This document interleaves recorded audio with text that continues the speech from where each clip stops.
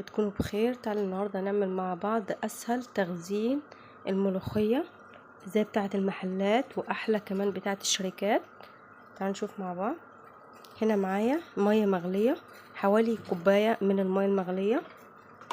معايا مكعب مرقه، لو حابه تحطيها، مش حابه ما تحطيش. ومعايا رشه ملح بسيطه،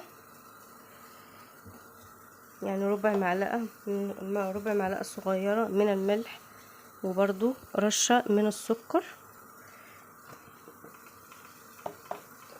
وهحط السر المكون اللي يخليها خضرة على طول، هحط رشة بسيطة من الكربوناتو، رشة بسيطة يعني بصي دوبك على بين طرف بين صوابعي كده. هنا نزلت بالملوخية، يا دوبك هديها بس غلوة بسيطة خالص. كل ما بتقللي في المية، احنا مش عايزين مية كتيرة، احنا عايزين يعني كل كيلو ملوخية هياخد معاكي حوالي نص كوباية مية او كوباية الا ربع من المية، مش كتير.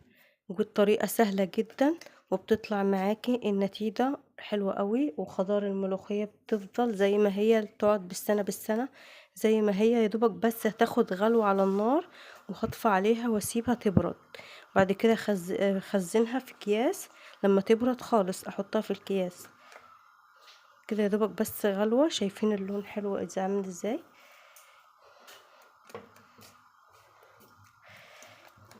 احنا عايزينها تبقى تقيلة عشان احنا لسه هنعمل لها الشوربة. لما نيجي ننزلها في الشوربة، بتكون الشوربة مغلية وبننزل عليها بكيس الملوخية المجمد.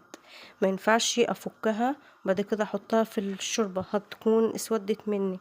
لازم تكون الشوربة سخنة وانزل عليها بكيس الملوخية يكون متجمد كده من الفريزر، واحطه فيها واسيبها كده 5 دقايق، اطفي على الشوربة واسيبها، هتلاقيها فكت معاكي وبقت زي الفل.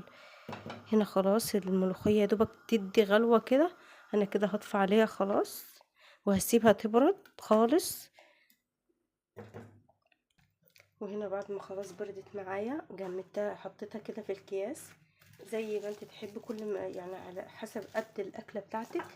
يعني مثلا حاولي قد ربع كيلو كده. شايفين اللون بتاعها؟ لونها تحفه جدا، كمان في الكاميرا مش قوي، مش باين قوي، بس بجد اللون خضار، اللون الملوخية حلوة قوي. بتمنى تكون عجبتكم. لو عجبتكم اشتركوا في القناة وفعلوا زر الجرس عشان يوصلكم كل جديد. وما تنسوش اهم حاجة تشتركوا في القناة. شكرا ليكم.